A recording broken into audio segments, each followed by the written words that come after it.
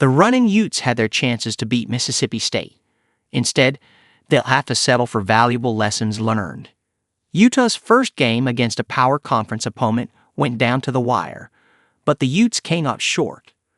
On the surface, Utah's 78-73 loss to Mississippi State stings a bit. The Runnin Utes had their shot to beat a team that is currently a top 30 program in both the KenPom and Torvik ratings. By those metrics, this is the toughest team Utah will face during its non-conference slate.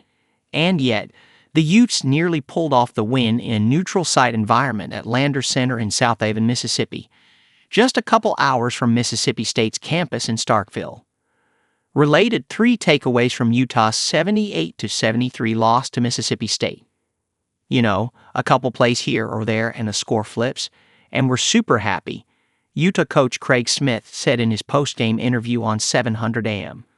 This is a good team we just played tonight, and it's that type of team we're going to see in the Big 12. Utah ended up taking a 39-28 lead into halftime and shut down the Mississippi State offense in the first half. But it couldn't sustain that advantage after the Bulldogs used a 22-5 run to start the second half before both teams took turns leading in the game's final 10 minutes. Mike Sheriff-Jams tied the game at 71-71 with a fadeaway jumper with 1:40 to play. But about 30 seconds of game time later, one of the contest's biggest factors, free throw shooting, came into play again, and he gave the Bulldogs enough of an edge in the final minute to earn the win. King Dawes, who had his best day as a Ute, fouled out with 1:13 to play. That sent Cameron Matthews to the free throw line, where he made both shots to give Mississippi State a 73-71 lead. On Utah's ensuing possession, Hunter Erickson was called for an illegal screen, Utah's 13th turnover of the day, and Ezra Ozar picked up a foul with 42 seconds remaining. Again, Matthews hit 2 free throws to make it 75-71.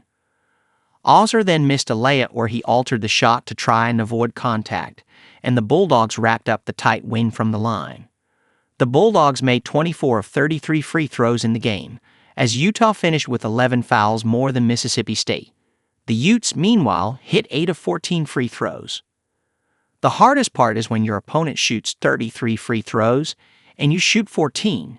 It wasn't ideal for sure, but we have to just be even more fundamental, sounder, and better positionally, Smith said. Because fouling, generally speaking, it's either a bad call or it's out of position, and we've just got to be better on that end. That helped offset the fact that Utah outshot the Bulldogs from the field. The Utes were 45.2% from the field and made 9 of 28 three-pointers, while Mississippi State shot 35.8% from the floor and made 6 of 25 threes. In the game's first 20 minutes, the Utes looked well on their way to an early-season resume-building win.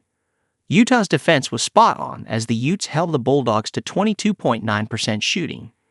Mississippi State missed its final 14 shots of the first half, and the Bulldogs' star guard, Josh Hubbard, had just 3 points on 1 of 7 shooting. The opening minutes of the second half, though, changed the complexion of the game, and the shifty Hubbard played a vital role in Mississippi State turning the momentum.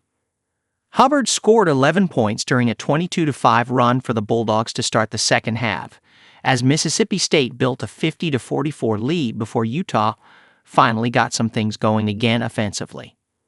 From the 13-20 mark on, both teams took their turn putting together mini-runs or answering the opponent's score for score. Utah even held a brief 4-point lead at 55-51 before Mississippi State quickly countered with 5 points to go back out in front. With the Utes facing foul trouble throughout the second half, Utah couldn't build back the double-digit lead they once held. Instead, guys like Dawes, Sheriff-Jams, Jake Wallen, and Ozar had to be careful not to foul out, and that impacted the Utes' rotation. Eventually, Dawes, Sheriff-Jams, and Ozar all picked up their 5th foul. It led to a thrilling back-and-forth matchup where both teams found success in the post.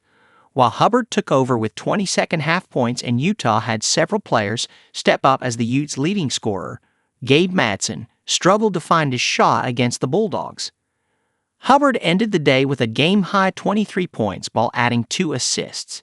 His post-playing teammate, Keyshawn Murphy, added a career-high 18 points while shooting 5 of 12 from the field, but 8 of 10 from the free throw line.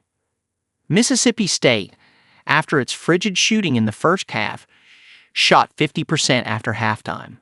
The Bulldogs also were more successful on the boards, particularly with 17 offensive rebounds to 10 for Utah. That led to an 18-11 advantage for Mississippi State in second chance points.